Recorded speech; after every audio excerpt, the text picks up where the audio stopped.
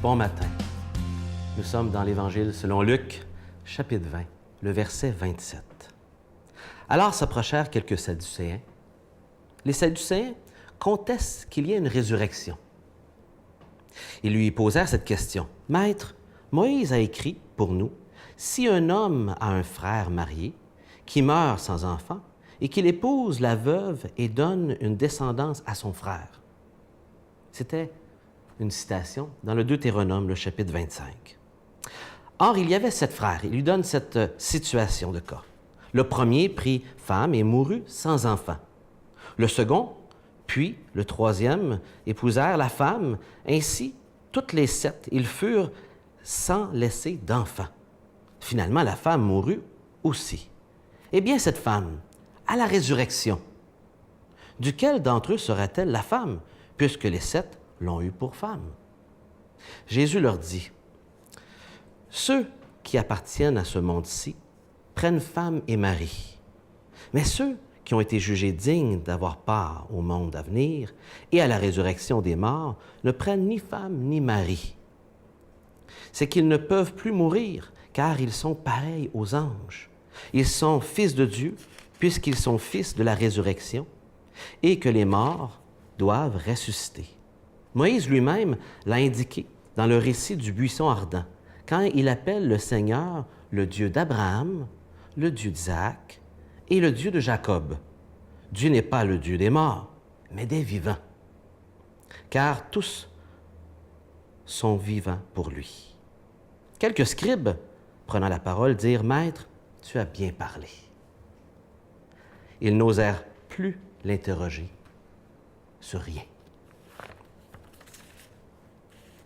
Dans les versets précédents, les pharisiens et d'autres groupes, les scribes, posent des questions à Jésus. Ils l'interrogent et ils ont l'intention de le pogner en flagrant délit d'une réponse pour laquelle ils peuvent l'accuser. Ils veulent le trouver en tort.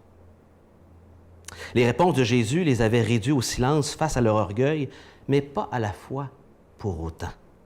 Leur orgueil était heurté profondément, et cela ne fit qu'endurcir davantage leur cœur.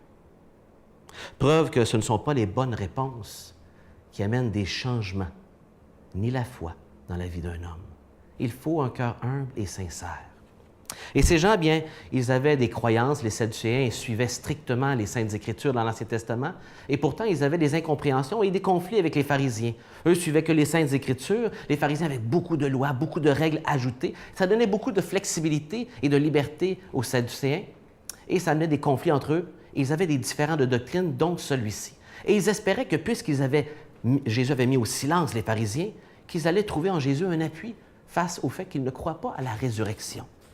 Et Jésus décèle immédiatement le problème, qui n'est pas dans la question en réalité, qui est un piège, mais sur le fait que c'est lié à la résurrection. Il leur montre que la résurrection est vraie, mais qu'ils ne comprennent pas du tout ce monde après la mort. Ils ne comprennent pas comment sera cette nouvelle étape d'être avec Dieu et que ça ne sera pas comparable à nous aujourd'hui qui sommes pris avec le temps, la mort, nos conceptions si limitées à cette terre. Ils ont des questions. Et Jésus sait déceler qu'ils ne posent pas les bonnes questions et ils n'auront pas les bonnes réponses. Il va en profondeur atteindre les motifs cachés. Vous savez, on a tous des questions qu'on se pose sur la foi, sur Dieu, sur Jésus, sur la Bible, sur la vie. Et beaucoup de ces questions cachent derrière eux des blessures, des choses qu'on a vécues, des pensées cachées, des mensonges cachés. Et souvent, on pose des questions à l'apparence, mais en réalité, même lorsqu'on reçoit la réponse, tout comme ces gens, cela ne nous satisfait pas parce que derrière, il y a des motifs, des blessures, des choses qui font qu'on a des déceptions et que dans le fond, même la bonne réponse ne nous satisfait pas. Et certainement, Jésus veut répondre à vos questions. Certainement, comme avec ces gens-là, Jésus veut que vous trouviez des réponses, mais avez-vous le cœur ouvert pour entendre sa voix, pour entendre sa réponse qui ne sera pas exactement ce que vous voulez? Est-ce que vous voulez entendre ce que vous désirez ou vous voulez entendre ce que Dieu a à dire, ce que Jésus a à dire? Jésus répond. Et les Saintes Écritures répondent à beaucoup de nos questions, mais sommes-nous sincèrement à la recherche ou posons-nous des fausses questions? Vous avez des questions, j'ai des questions. Sommes-nous vraiment ouverts à entendre ces réponses? Et ce matin, je vous invite en toute simplicité à lire les Saintes Écritures, à prendre la Bible et à commencer à lire avec le cœur sincère qui dit à Dieu, Seigneur, j'ai des questions. Est-ce que tu peux y répondre? Est-ce que tu peux me donner des pistes de réflexion? Et m'aider à tasser ces obstacles qui m'empêchent d'entendre réellement, guérir ces blessures. Commencez à lire les Écritures ce matin, en posant vos questions à Dieu, en vous attendant à lui, par la foi, qu'il va y répondre, et il le fera.